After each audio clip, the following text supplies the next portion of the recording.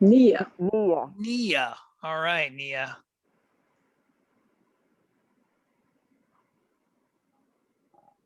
All righty. Everybody make sure you're on mute. And if you, while you're presenting, Will, I'll look at the chat because I don't think you can see it while you're doing the PowerPoint. So yeah, thank you. That'll be tough. Okay. Yeah. All right. So go ahead. We can start. All right. So I'm going to start. Great. Now, like Miss Adrian said, if you have questions or anything as we go, you can feel free to put them in the chat. But I also encourage you very sincerely to open up to, first of all, leave your video on so I can get reactions from your faces. And second of all, to unmute and just ask me any questions that you have at all as we go, okay? I will be very, very, very disappointed if I get to the end and there are no questions, okay? So maybe for a couple of good questions, I've heard that there might be something in it for you if you ask a good question. That's what I've heard. So just something to keep in mind. And I love, like I said, I love questions. So please, please, please ask away. All right. So we've got 5 or 6 of you in the video right now. And I want to know, if you don't mind, by show of hands or a smile or something, who thinks that they can be a computer scientist? If they wanted to, who thinks they could do it? Good. Good. I see some questions. I see some smiles. I see some hands. That's really great. That's really great. So what we're going to talk about today is who can be a computer scientist and what can they do? Because this is a question I think comes up a lot.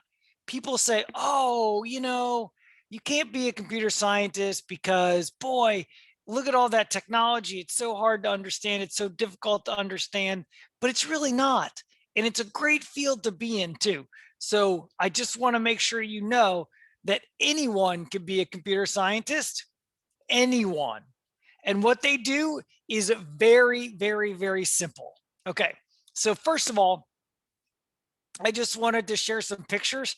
These are all computer scientists that I know. Okay, well, except for the one.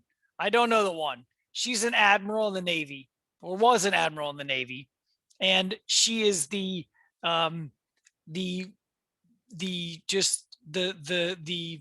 pinnacle of computer scientists in the last 100 years. So just so you know, her name is Grace Hopper. And if you want to go on Wikipedia and look her up, you can. She's a fantastic and fabulous person. But look at all these different people that you could see anywhere around. So all of them are real life computer scientists. And I'm sure, or I hope, that you see someone who looks a little bit like you maybe, and just gives you a sense that you can be a computer scientist. Okay? All right. So what does it mean to be a computer scientist? And plain and simple, the idea behind being a computer scientist is that it's anyone who solves problems using a computer. Can you explain, somebody maybe give me a problem that they were recently trying to solve?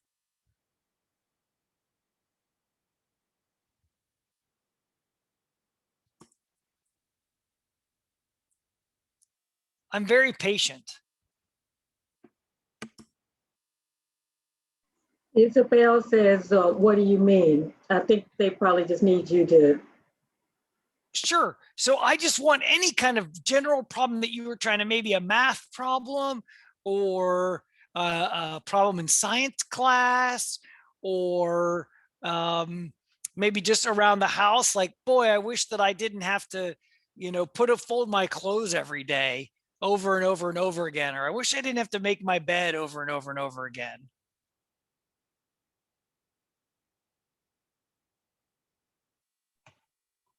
Francisco said in the chat 2 plus 2. Good.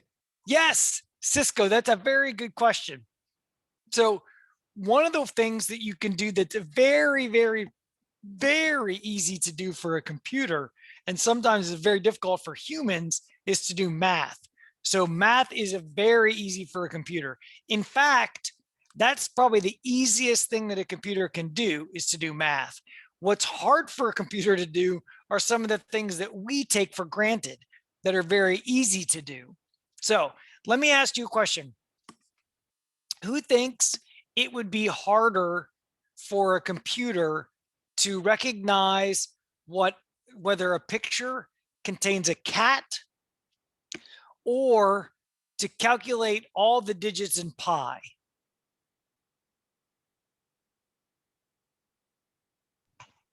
I think it'll be harder for it to recognize a picture of a cat. Wow, really? How come? Probably because it can't like physically see the actual image. Good, good. That's exactly right, Isabel. That is exactly right. It is much, much, much more difficult for a computer to recognize whether there is a cat in a photograph and whether or not something is a cat in that photograph than it is to do long calculations that we can tell it how to do. So that's very good. But those are both problems that we need to be able to solve as computer scientists. Can you think of a practical reason why you might want to decide if there's a cat in a photograph?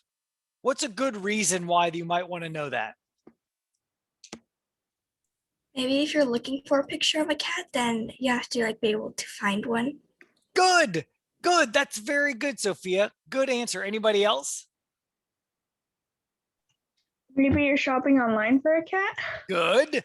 That's exactly right. Maybe you're going to the, I know around here, you can sometimes try to adopt a pet and you want to be able to decide, okay, I want to search for all the animals that are up for adoption. I want to search for ones that look like this particular cat that I like. There's another example that I can think of that would be really cool is what if we had a whole bunch of cameras out there connected to the internet, and we really, really, really wanted to know where our cat was. Like our cat got lost and ran away. So we can look at all these cameras and we can take pictures from each of them. And we can say, hey, is there a cat in that photograph? And does it look like my cat that I just lost? Here's my picture of my cat. Can you try to find my cat for me? I think that'd be kind of cool, wouldn't it? Yeah. All right. So what is the best part of being a computer scientist? We talked about what it was that a computer scientist does, and a computer scientist solves problems using a computer. Okay, so what is the best part of what a computer scientist does? Or what's the best part of being a computer scientist? Well, that's pretty easy. It's the exact same thing. It's solving problems using a computer. I just literally asked the question about the cat and the picture without having ever thought about that question beforehand. Okay, never did I think of that before. But all of a sudden, I'm very excited about the possibility of using computers to be able to find cats. Like, I don't know why, I just am. But that's the best part. So what I think is really cool about being a computer scientist is you can get to study so many different problems, so many different things, okay? You don't just study computers all day. That's not what you do. You use the computer as a tool to solve other problems. So if you like computers and you also like language, then you can do that. You can come up with an application to teach people how to write, to teach people how to learn another language, right? And you can use it to help them write in that different language and correct their grammar. I just think that's so cool. Or what if you like chemistry or biology? These are all things that you can do in computer science and be really, really, really good at. Okay. All right. So here's a couple of things I wanted to talk about. What kind of problems can you solve? Just to give you an example, I'm sure you all have some private information that you don't want other people to know about, right? I'm sure of that because we all do. I know I do for sure. But one of the things that we have to, oh yeah, was there a question? I don't see anything in the chat. Okay, sorry. I just thought there was I saw maybe a thumbs up from somebody and I didn't know if that was a hand or not. Oh, okay. I'm new with, Anybody have a question? Just unmute and ask. yeah, I'm new at these, I'm new at the reaction thing to Zoom. So I'm not really, Oh, okay. I saw something come in and I was really unsure. Yeah, Okay. go ahead. I think we're good. So here's the thing that I got to participate in, which was I got to work on a team that was competing against other teams to keep people's information safe. And people who attack other people's private information are known as hackers. This isn't technically an accurate term for what a hacker is, but it's the term that we've come to use. So that's what I say. I say that's a hacker. And the idea of the game was to keep hackers away from other people's private information. But the cool thing about this game was we weren't doing it as humans against other humans. We had programmed computers to act automatically with artificial intelligence to attack other people's computers and to protect other people's computers. So I just wanted to give you a sense of what that looked like. We got to play this huge video game like thing in Las Vegas a few years ago, and it was this huge competition. The team I was on won $1 million in this. We won $1 million. Now, I guess the question that maybe some of the adults in the room are asking is, how much of that did I see? And the answer is a very, very, very, very, very, very, very small amount. But it was still cool to get that recognition. So I just wanted to show you this video. And I don't know, I'm going to mute it because it's the whole point is that you don't need to listen to it. But I just want to give you a sense for what this game looked like. All of those elements that are being spewed at the screen right now are all attacks that we're sending at other people's computers. And what you see going back and forth on the far side there are all of our systems being attacked and protecting themselves automatically without any interaction. We couldn't touch the computers for 24 straight hours the whole time that this was going on.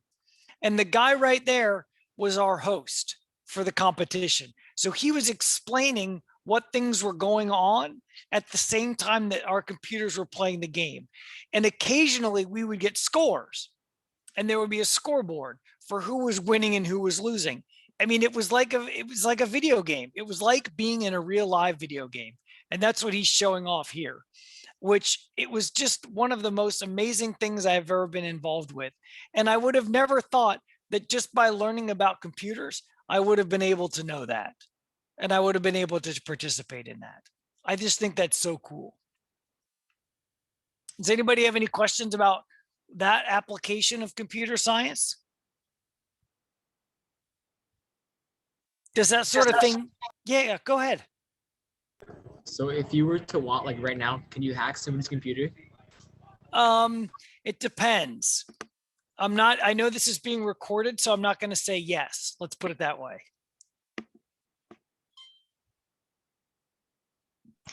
Are there any That's a good coding question. applications that you recommend for people who want to code? Oh, that's a great question. I'm sorry, I didn't see who asked that question, but what I'm going to do is I'm going to go to the end and we'll make a list and we'll brainstorm some things at the end. Is that okay? Yeah. Okay, great. Thank you. That's a great question. Honestly, That's such a good question that I wish that you had asked it very early on, because then I could have prepared a list and had it ready for everyone so that I could have handed it out to people. I didn't even, for some reason, that didn't even anticipate that you would be interested in that question. One of the questions I got that I did answer is about the classes that you take. So we're going to get to that in a second too, I promise. Can you give us an example of like good hacking? Sure. Oh, absolutely. Absolutely, I can. There are all sorts of what I call ethical hackers, or what we call white hat hackers. And what those people do is they go and attack systems that are very, very, very important for other people. Either it's their companies or governments, and they use those attacks that the white hat hackers come up with in order to learn about the fragility of their systems. So they would come up with it and they would say, here's an attack that we found. You should fix it before we go further, and you might get attacked doing that. So that's what we call an ethical hacker or a white hat hacker. There's all sorts of other things that you can think of that might be ethical reasons to do this, but that's just one that most people come up with right off the top of their head. Miss Adrian, does that answer your question? Yes, it does. Thank you. Great, great. All right. Now, I don't know about you, but I've flown on a bunch of planes in my life. And the last thing I want is for a pilot who becomes unconscious to hurt themselves. And this is especially true when I'm on the plane, because that matters to me. Of course, a lot of people fly planes by themselves with no one else in the plane besides them. These could be private pilots. These could be Air Force pilots or Navy pilots. And so one of the applications I've gotten to work on recently is this application where we're modeling a system that protects pilots from hurting themselves when they get hurt in an airplane. So a very common situation for a pilot in an airplane is to lose consciousness. They pass out. This happens especially when they're flying at really high speeds. So this is particularly important for people who fly jets and planes that go really, really, really fast. And the problem is they get confused by the orientation around them, or they run out of oxygen because they've flown too high and too fast. And so what happens is the airplane starts to fly straight down accidentally, right? Because they're out of control. And this system that we were working on checking is something called ground collision avoidance system. And this goes in all the new planes that the military builds. And what happens is that if the airplane is out of control and flying towards the ground, as soon as it gets a certain distance away from the ground, it will automatically correct itself, pull up, and fly along the ground for as long as it has to in order to give the pilot time to recover from having passed out. I don't know about you, but I think that's pretty amazing.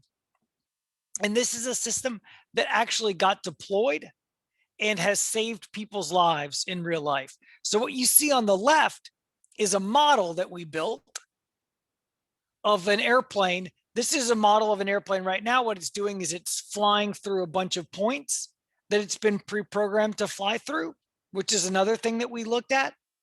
But this is an example. You can see the airplane going straight down here, and then all of a sudden it levels off, and this gray box is the ground. Isn't that pretty cool? I think it is. So here's another example. Here's a video that we have that just gives a little bit of an overview of the ground collision avoidance system. But what you can see is that the pilot, well, I'll let you watch along as we go here, but this What's happening in the video is that you can see it's a simulation again, but the pilot has lost control of their airplane and they're flying towards the ground. Not intentionally, mind you, but what you can see is with the green arrows, it's indicating that they're about to come very, very, very close to the ground. And here's the arrow saying that the pilot should pull up. And then the system automatically takes over and flies and keeps the plane level to the ground with the terrain until the pilot wakes up.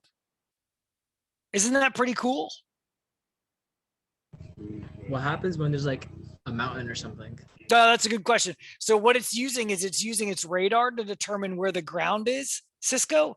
And then as soon as a mountain comes up, it will sense that the terrain has changed and it will fly around the mountain as well. That's a very, very, very good question.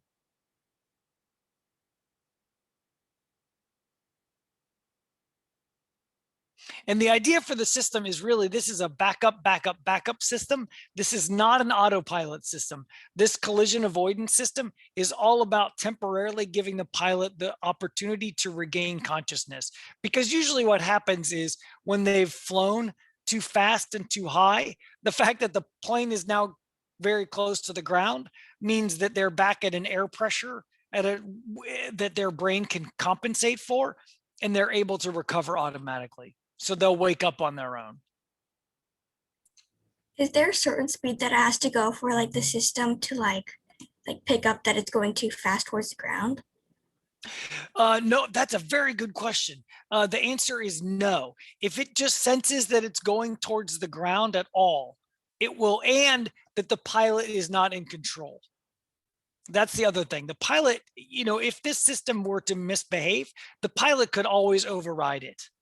But the idea is that when the plane, and you can see Cisco is just answering your question, it's following the terrain now as it goes. But yes, I'm not sure, was that Sophia who asked that question? Yeah. Or was it Sophia? Okay, good. That's a great question. So no, the answer is no. It does not need to be at a certain speed. Can the system pick up enemy planes and avoid them? You know what? That's also a very good question. And I honestly just don't know the answer to that. I just don't know. But that's a very good question. And if Miss Atkins will, or Miss Adrian will give me some time after the presentation, what I'll do is I'll research that very question for you, Sophia, and I'll send her an answer and she can communicate it on to you the next time everybody meets. Sure. Yeah. Oh, and I have one more question. Sorry. How does it know? How can it sense that the pilot is not in control of the plane?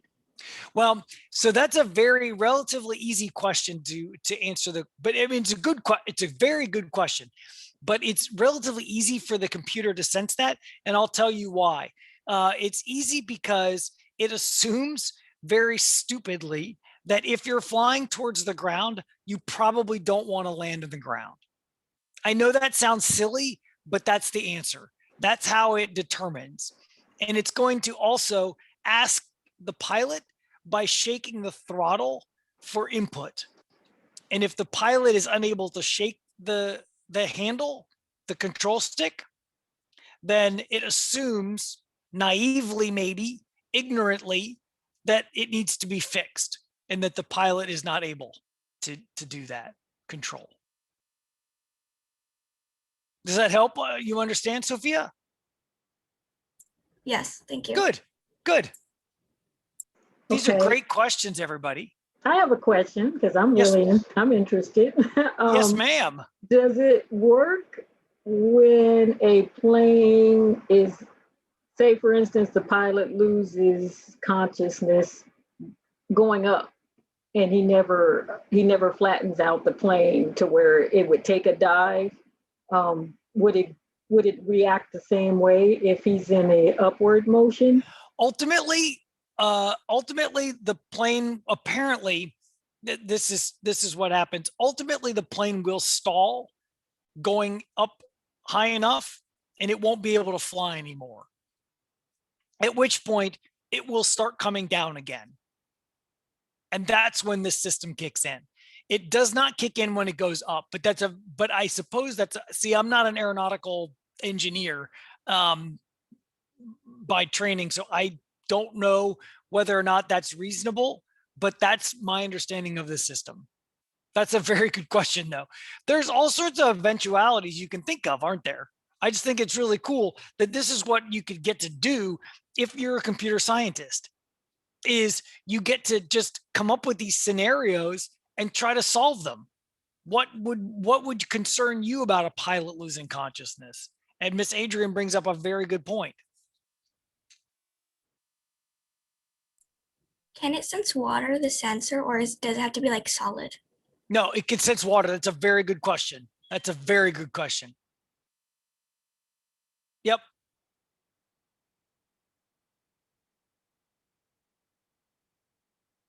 I got one more example to show you, but I want to make sure we got everybody answered on this one.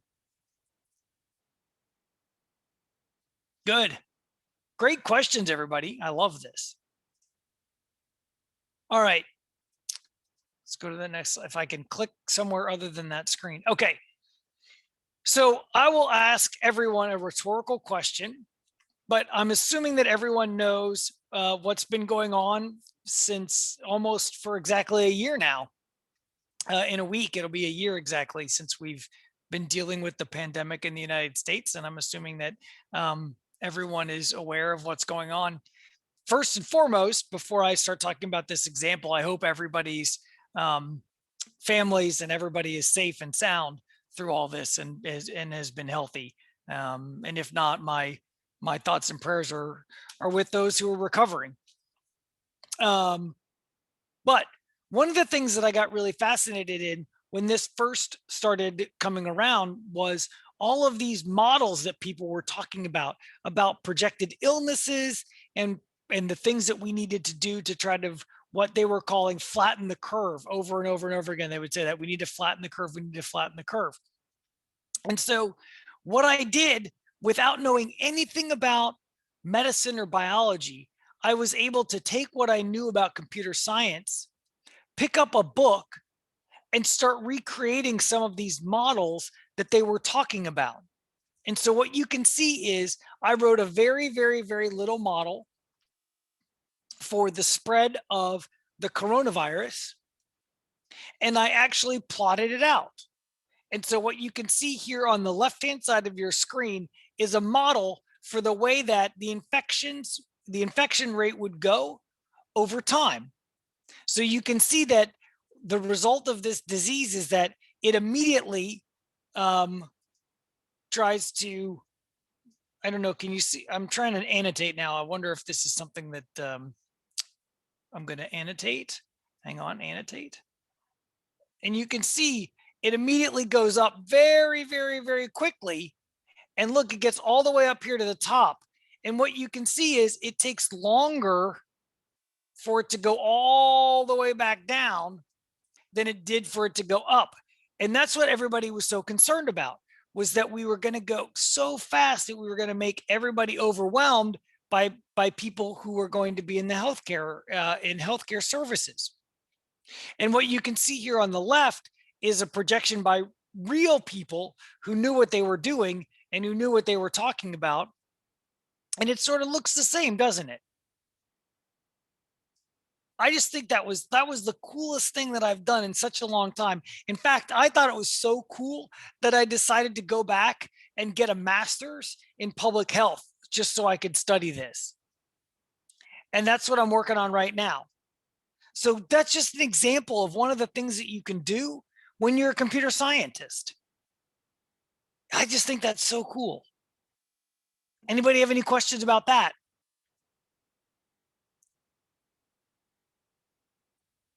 I know everybody's had a long day.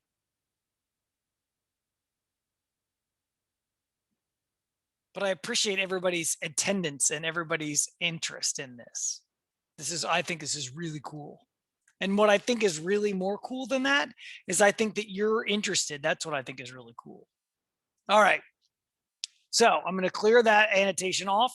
And now, this is the part where I'm going to answer some of the questions that you all have asked already.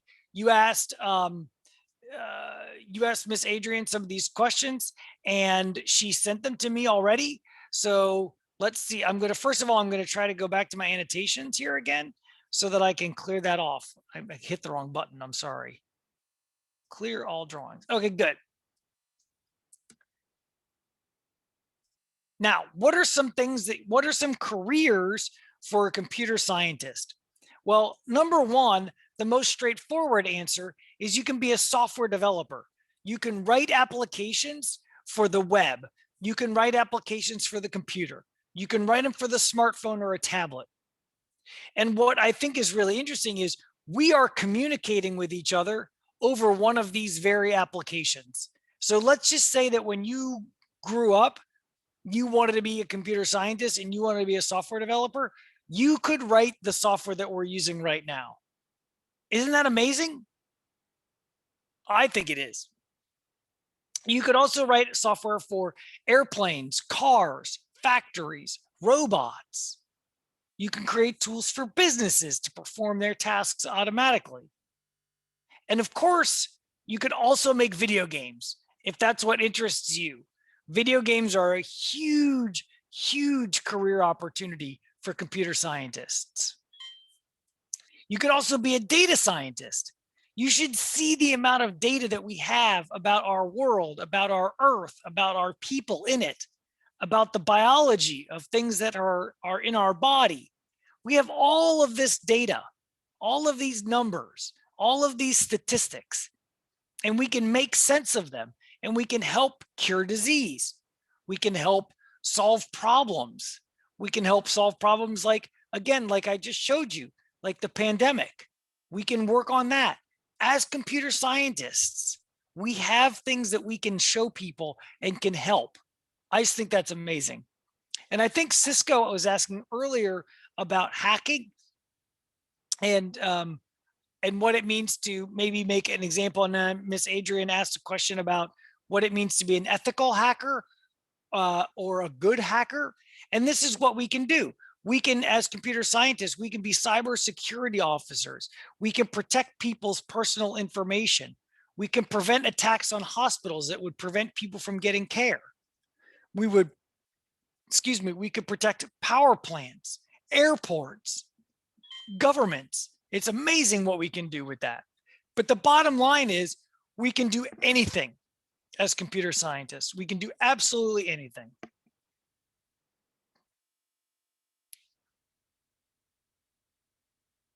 Now, another question that was asked before we started is, what did you have to study in college or in high school to become a computer scientist? And I'm going to give you two answers. If this question was addressed to me, I'm happy to tell you what it was. I studied computer science and mathematics in college because that's what I loved and that's what I found interesting.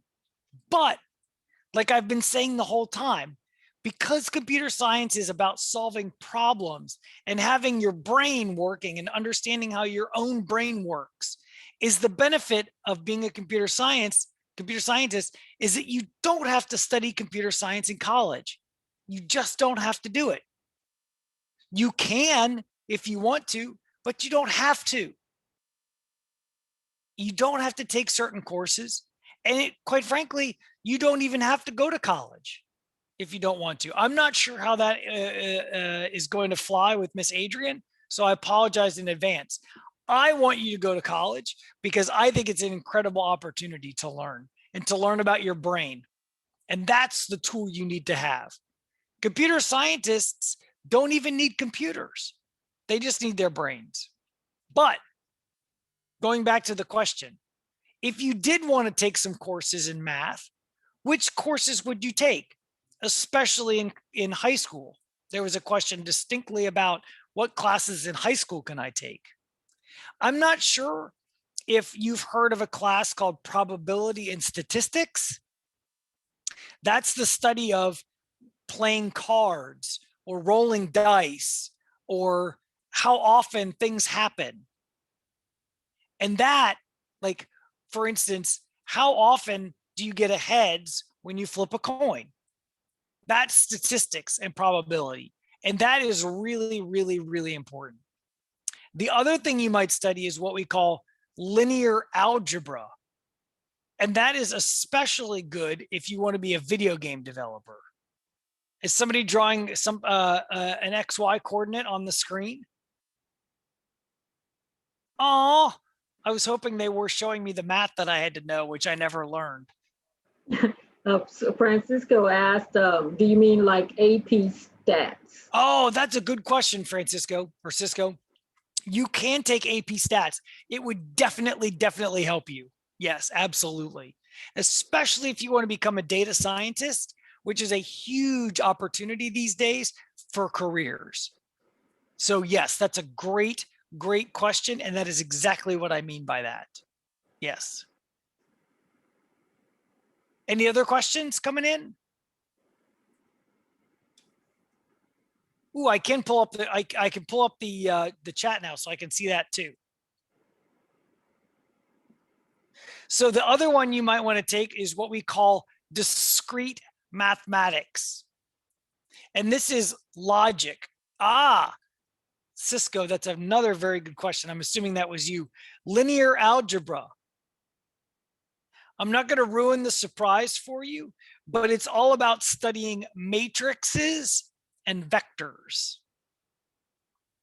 And what is the interesting part about those matrix and vectors is you can represent anything in three-dimensional space with matrices and vectors, and you can represent the way they move as matrices and vectors.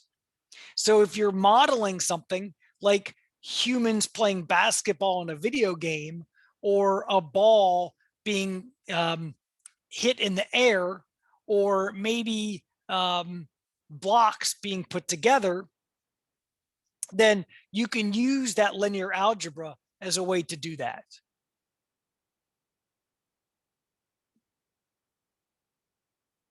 Does that answer your question?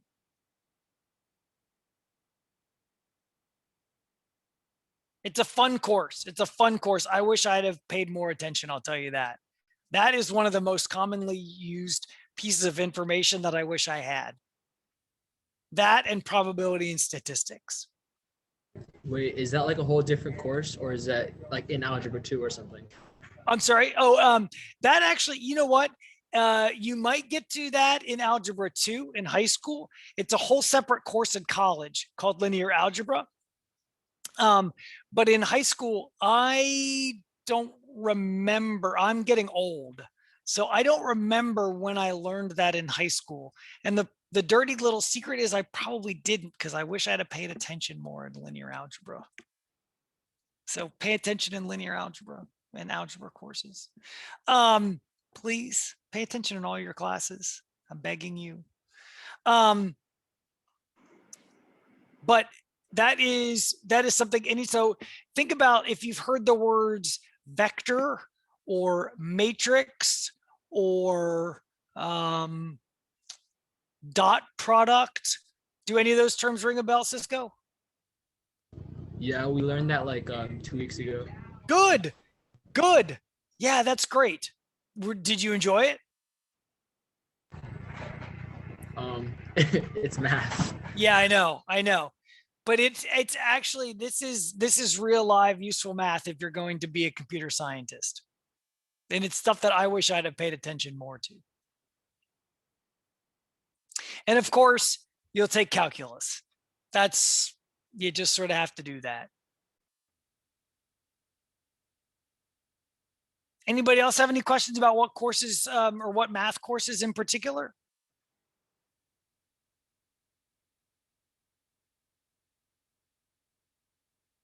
And I'm only focusing on the math courses because that's what somebody asked me about. There's all sorts of other courses that I could recommend that you should take. Which math course have you, which type of math in these courses have you used the most in your computer science? That's a very good question. I'm sorry, I'm not sure who asked that. I'm having trouble with the voices, but that's a very good question. The number one is probability and statistics, by far. How often things happen. If I could do it again, I would focus more on that.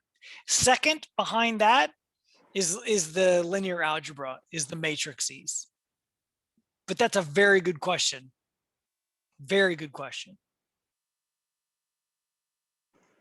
So as far as programs go, Yes, ma'am. you could actually use these classes in order to come up with like a program that helps with these types of math classes, right?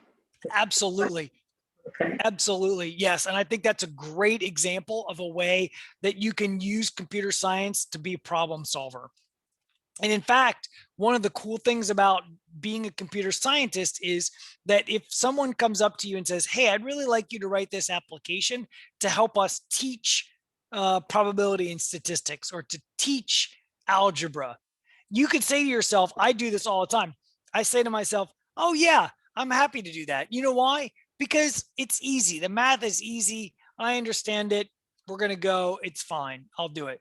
But when you get right down to it and you try to write some of these things to help people learn, it's clear that you never really understood it yourself. But the benefit of working on systems like this that Miss Adrian proposed is that you learn about it. Like, you learn so much as a result. And that's the other cool thing about being a problem solver with computers, is that you get to learn. And I love learning. I love learning. And quite frankly, I know you all do too, because you're here in this session. So it's a great way to keep learning. All right. That's all I have prepared. So now we're going to be able to talk about, oh my gosh, how did we already get to 8:15? This is amazing. Like, well, I'm sorry, 8:15 my time, 5:15 your time. I don't know how we did that. So that's all I have prepared. So I want to spend the last few minutes that we have together just talking and answering any questions that you may have come up with. I know there's one question that I have left that I haven't completely answered yet. And I promised someone that I would. I can't remember, maybe it was Isabel who asked this question about what programs you would recommend to learn how to program. Is that true? Did you ask that question? Yeah. Okay, good. So there's all sorts of good programs that you can use online. And what I would like to do is ask for your forgiveness and create a list that I can give to Miss Adrian and that she can pass along to you, because I want to make sure I have the right ones. Is that okay? That's such a good question. I'm so mad at myself, actually, because I didn't come up with that on my own. I'm really upset. I should have known that somebody was going to ask that. Now, what's really interesting is, have you guys have you ever heard of the game Minecraft? Does anybody play Minecraft? Who plays Minecraft? Yeah. I've Okay, seen them play. maybe everybody's playing. Okay. Now, Yeah. what I think is so interesting about Minecraft is that whether or not you know it, you're already programming. People have made in Minecraft, out of the boxes and the wood and the bricks and the mechanical wheels, they have modeled entire computers in Minecraft. You can use the elements in Minecraft to build a computer. Isn't that amazing? So Minecraft is itself a computer and can be used to compute anything that a real computer can. I know you don't believe me, but it's true. I see Cisco already shaking his head, but it's true. And I think that's really cool. So if you have played Minecraft, and I get the sense that you have, if you've played Minecraft and you like playing Minecraft, whether or not you knew it already, you are already a computer programmer and a computer scientist. So what I'm going to do is I'm going to make a list of all the recommendations for learning how to program, and I'll send them along. What kind of thing do you have in mind, Isabel? What kind of thing do you want to program? What would you like to do? I don't know, but if like for computer scientists, I think I'd be like a computer programmer and like program and code for websites and stuff like that. Okay, great. So what I'll do is I'll look up some specific things about how to get started programming websites. Is that okay? Great. I don't know if I walked out for a second, if you went in the beginning. Did you let them know what you did as far as computer science it goes, what your daily job is? And That's a good question. No, I did not actually tell them anything about my job. I gave you examples of those three things that I talked about earlier were three things that I've actually worked on in my day job. So what I think is so interesting about being a computer scientist is that most of the day I do spend at a computer, but that's because I like to and not because I have to. The good thing about computer science is that most of the work that you do happens in your brain. Very little of what you do actually comes out through your hands.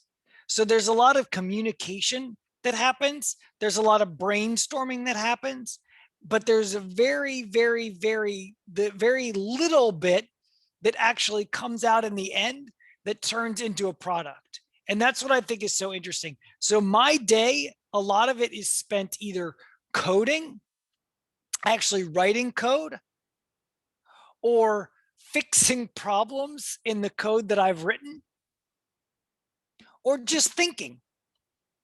And it's a luxury to be able to just think a lot.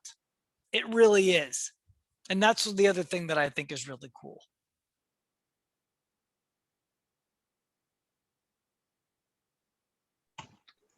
You mentioned that there were other courses besides mathematics that you could take, and what did you use or what do you recommend we take? So I know this sounds silly, but I recommend anything that you can come up with around literature and English or any language, really. Because one of the things that you need, one of the priority skills that you need as a computer scientist is the ability to communicate your ideas to other people. And writing and speaking skills are really important. As you can tell, I'm not a very good speaker. I try very hard and I'm trying to improve every day, but it's hard and it's hard for everyone. But the better you are at it, the better you will be as a computer scientist. So a lot of reading and writing courses are really great. If you think maybe you want to do something in computer science that's related to biology or chemistry, then take biology and chemistry classes. If you want to do something in computer science that's related to nutrition and health, take medical classes. If you want to do something that's related to, okay, this is a good question. Sorry, does that answer your question, Isabel? Good. The other thing I would recommend too, before I move on, is, oh gosh, what was my question? Or what was I going to recommend? And now I've completely forgot it. Oh, right. Yes. The number one course you can take is not really a course at all, but it's any course that will help you learn about the way that you learn.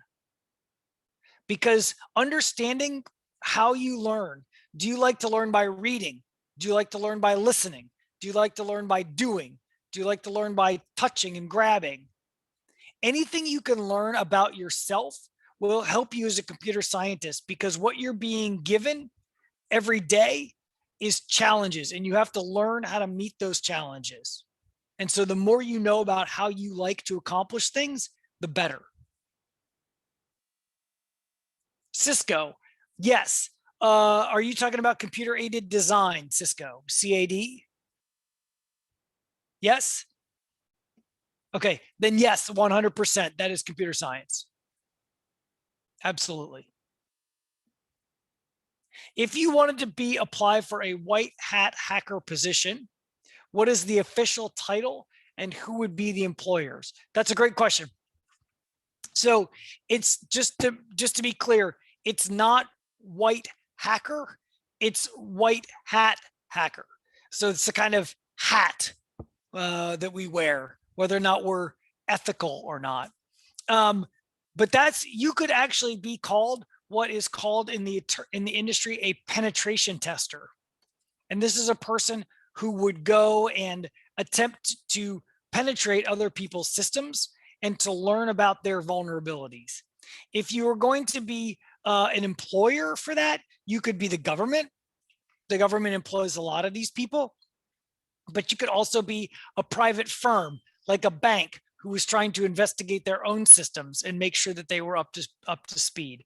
You could also work for a private company that does this just on their own. So for instance, I'm sure that maybe some of the adults in the room have heard of SolarWinds recently, which has been in the news a lot because we were breached by a problem with their software. And they're actually one of these firms. Miss Jackie, does that answer your question?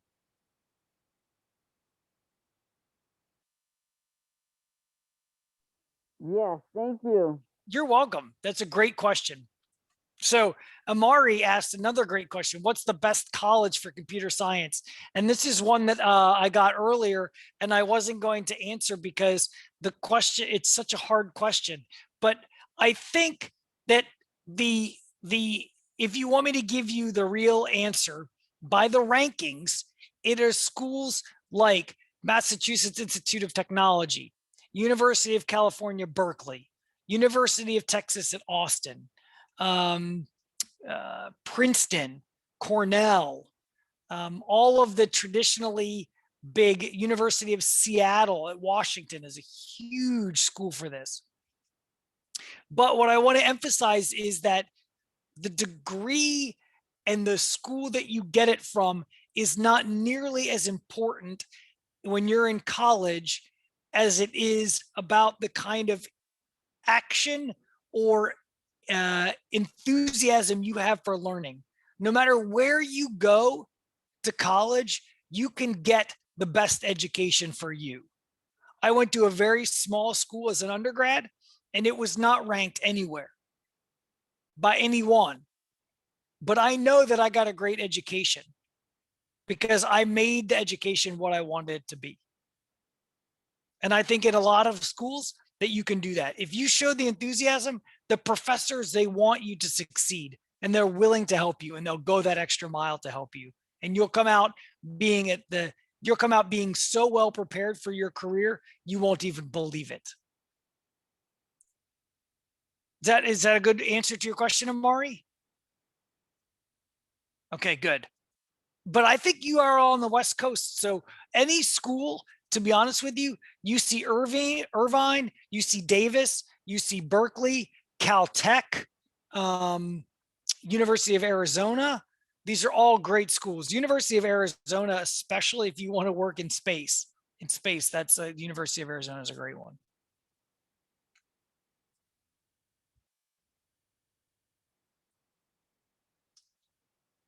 Any other questions?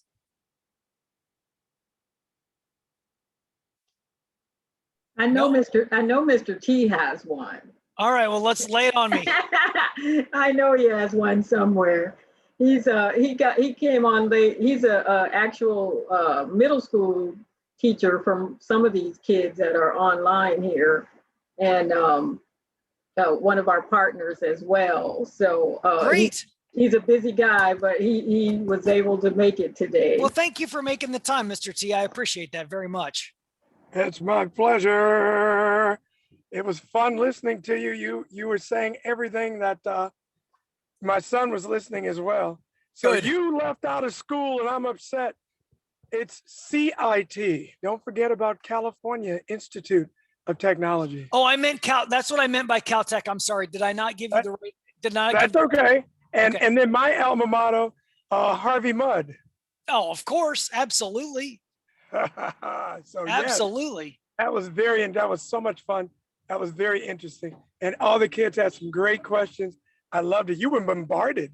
I know I was. It's amazing. It's amazing.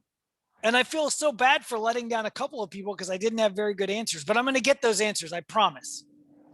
Oh, that's okay. You never let them down when you're truthful. And that's the best way to do it. Yeah, I appreciate it. It's hard to know. I really didn't know much about the subject before, or else I would have probably had more questions. That's probably why you were bombarded all at once. Well, I'm glad. But, I'm glad it shows that everybody was yeah. paying attention, I think. So that's great. Thank you, everybody, for being so Yeah. attentive. I appreciate your time. I know it's Friday. Everybody wants to get off to their weekends. So. Yes. So, is there a way other than how I can reach you? Can the kids, if they have any questions, email Yes. you at any time? Anytime they want to. I'm going to put it in the chat right now. Please, I'm begging you. Anyone can email me at any time. There it is. Oh, is there a coding language you recommend we should learn? Oh, that's a great question. I recommend you could start with Python as a fun language. Yeah, I was going to say that. Yeah, Python. Do you get where to I use work, Python? Yeah. Yeah, where I work, they really stress that in the IT department, working on software development. Python is one of the primary coding languages they ask that you know. Yep, that's exactly right. And it's really good language because it's relatively straightforward to learn. And there's a lot of really cool ways that you can use it right away. Like even starting starting right now, Sophia, you could do this. But I know in high school, they have clubs like robotics clubs. And there's a lot of robotics applications for Python. So you can write and control little robots with Python. But yes, Python is a great one to start with. And that's one of the things that I'll tell Isabel. But if you want to also, on the other hand, if you want to be more specific to the web, Python is good for the web too. But if you want to be very specific to the web and you want to design, you can start with something called HTML or JavaScript. These are two. I'm going to write those down. So Python for Sophia, I'm writing that down. And JavaScript, let's say HTML and JavaScript for Isabel. But I'll send along other applications or other there's other tools online that can help you teach these things and can walk you through them. And they're fun to play. They make them like a little game to learn.